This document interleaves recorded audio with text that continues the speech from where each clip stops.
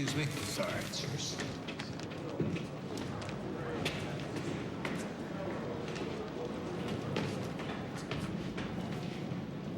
Welcome to Good Writing, everyone. I'm Dr. Stavros Halvatsis. Today, we're continuing to enrich our understanding of a crucial aspect of storytelling, dialogue. This is such an important part of the craft that it has given rise to countless of books and courses on how to master it.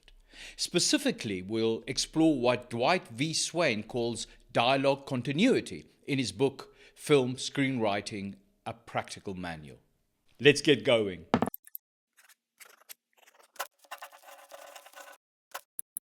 Swain affirms that one of the markers of good dialogue is flow, stemming from continuity.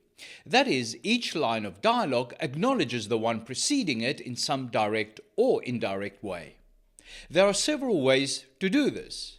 Today we'll focus on two of the most important and common techniques working in tandem: repetition and the question and answer structure.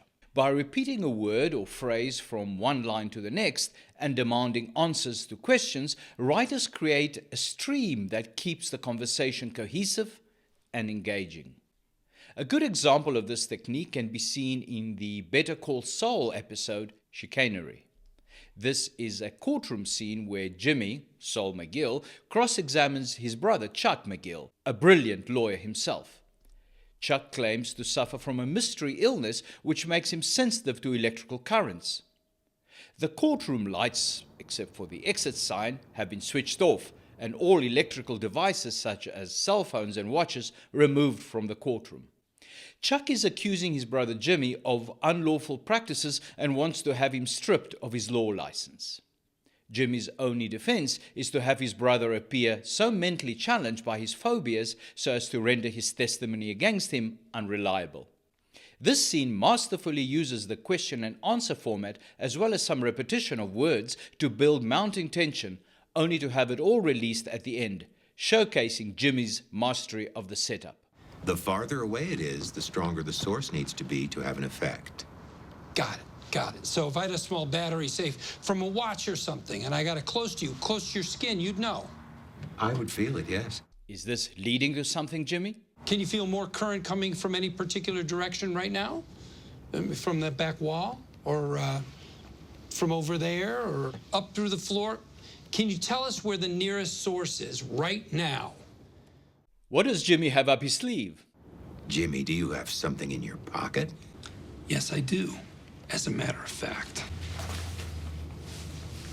My cell phone. From this distance, you should feel it, and you don't, do you? Is this the scene's final drum roll for Jimmy? May I?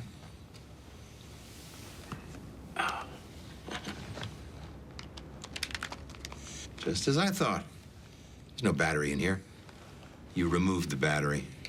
Is that really all that Jimmy has? God, Jimmy. Don't you know by now this is real? I feel this. It's a physical response to stimuli. It's not a quirk. What do I have to do to prove it to you? No, wait, there's more. Could you reach into your breast pocket and tell me what's there?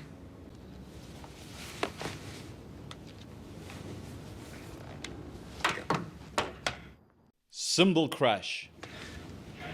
A battery. Mr. Chairman, please. You recognize that man in back? His name is Huel Babineau. He's on our witness list. You bumped into him in the stairway. He'll testify he planted this fully charged battery on you over an hour and a half ago. Disproving Chuck's claim that electronic currents make him feel ill. And you felt nothing. No, it's a trick. And undermining his testimony against Jimmy. The question and answer format, the repetition of the word battery, have all served the flow and continuity of the scene and have helped to bring it to a crescendo. I submit that Mr. McGill's mental illness is a non-issue. If he were schizophrenic, it wouldn't take away from the fact that the defendant... I am not crazy! I am not crazy! Embedding the repetition of words in a question and answer format, then, is an effective way of structuring a flowing, dialogue-driven scene while creating mounting tension. The technique keeps the conversation focused and dynamic, ensuring that each line flows naturally and forcibly from the previous one. While repetition and the question and answer format are powerful tools, there are other ways to enhance your dialogue too, such as extended pauses, misdirection, a change of subject, and subtext, all of which can add layers and depth to the dialogue. Regardless of the technique, however, the key is to ensure that your dialogue flows. To sum it all up then, repeating key words embedded in a question and answer format in your novels and screenplays is an effective way of creating mounting tension in a scene while maintaining dialogue continuity. Mr. McGill, I have only one more question for you. Do you hate your brother? Absolutely not. I love my brother. Well, that's it for now. If you enjoyed this video, consider subscribing, hitting the like and notification buttons, and leaving a comment to share your thoughts and to help the channel grow.